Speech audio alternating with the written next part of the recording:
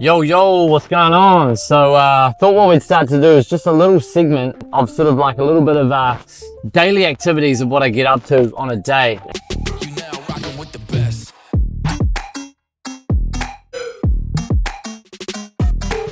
And by all means, if you don't care, don't come here, which is all good. Follow or unfollow, up to you. But yeah, essentially RapidQS is about 2.5 years into the game, and I've really learned a lot since running a building business, and just how much bullshit and admin is included in that business. And it's such a complex business. There's so much going on all the time, all the moments, so many moving parts, and it felt so hard to scale. And since RapidQS has been a bit of a lockdown project, it's been really enjoyable to actually see a business that you can scale and find something that you can actually sort of build a team. Like, I felt in the building space, you were constantly, you would build a team up, but then you had to make sure you had enough sales to supplement the team. Otherwise the team would go. And then, you would spend 6 months trying to find a gun foreman, and then you'd go for a slow patch or lose a couple of jobs, or they wouldn't get along with other staff. And it really is hard with building. So, the last 2.5 years I've been really blessed. I'm not Christian or religious at all, but I'm blessed at RapidQS and just how much it's given me and how much I can learn from that business. So yeah, 2.5 years on, the team's made up of about anywhere from 12 to 15 people, with about 8 to 10 staff full-time across New Zealand and Australia.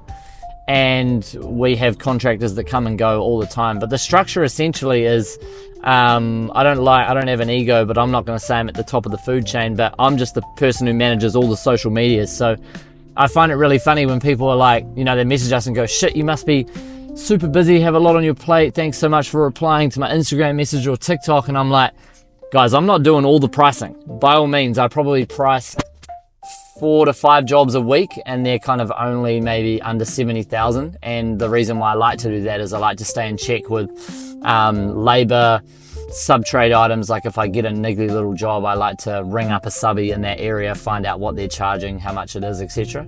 I still, make a lot of the sort of more maybe higher level decisions as well, along with Jamie, who runs Aussie. He's an Aussie business partner, shareholder. He does a fantastic job. He's really good at the delivery side of things and building in like the business and the structure and how it all works. So he looks after the 3 to 5 contractors there. And one of his main offsiders, Ben, who's a fantastic employee, he assists now with sort of quoting. Keeping up with quoting is, in the early days, it was really hard. We'd be lucky to be quoting 2 or 3 jobs a day, but now we're probably quoting 7 to 10, and our close rate was about 30%. But as you build up credibility and your business gets better, we're probably at 70% now. So Australia's been running for sort of just over a year, and it's going well. We're now just trying to build up those Google reviews and build up, more repeat business. Obviously we started in New Zealand, and New Zealand is still sort of the crux of the whole business. Mario's been with me for probably 15 months now, and he's been a fantastic asset add to me. Takes a lot of mental stress and pressure away from me, which is good, and I can focus more on those higher level items that I really want to be stuck in. I've always been shit at the small stuff. I'm not a 30% guy. I'm a 70% volume, as Evan likes to call me, shoot from the hip. So I love just doing volume. As you guys know, I swear and curse and just put a lot of stuff out, but I'm a big believer on speed and volume beats, procrastinators and people that talk about shit. I just want to do it. And then, under Jamie and under Mario, we would have 5 to 7 full-time staff that do a lot of our pricing. And we've really tried to nail down and keep our niche for pricing very ex-builders, guys in the building business who have had their own business or were builders, transitioned to builders. Not a big fan of hiring university graduates. I don't believe university grads are going to make the best QSs.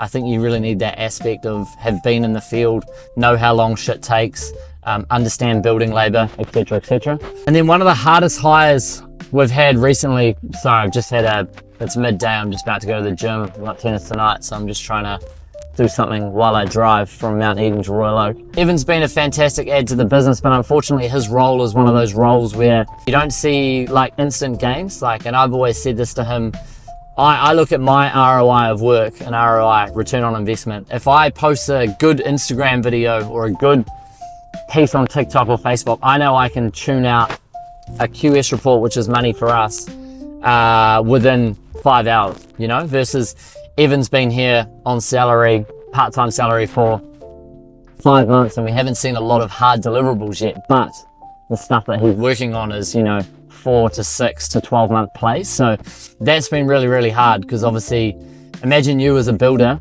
or a business owner and you're paying a staff member every week, and you can't see any deliverables. Like, you know, if you're a builder and you're paying $2.5 grand a week and you can't see frames going up, you can't see cladding going on, you'd be like, what the fuck am I paying for? Or if you're a baker or if you're a plumber and you can't see toilets being installed or muffins being baked, and you're like, what am I paying for? So marketing's a really hard role to justify costs, but it's one of those ones, man. We're trying to go from, you know, a $2 to $3 million revenue business to 10 to 15. So that's our play.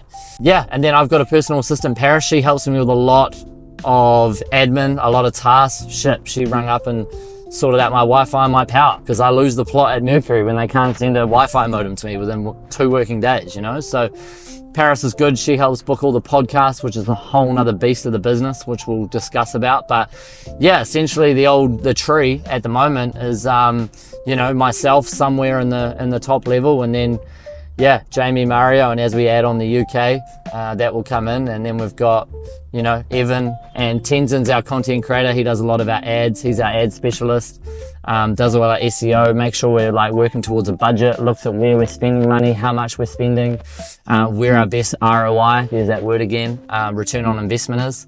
And personal assistant Parrot, she's great. She helps me manage a lot of shit, deal with a lot of stuff, and book a heap of stuff. So yeah, it's really cool. It's interesting. At the peak of my building business, we got up to 20 guys, and shit, that's why I shaved my head. That was stressful, man. Those were tough days managing 20 guys on building sites. So I'd much rather be doing Rapid QS. But yeah, we're going to start doing 2 to 3 long form videos a week on the YouTube, just to give more insights. We've got a heap of stuff we want to start storytelling on.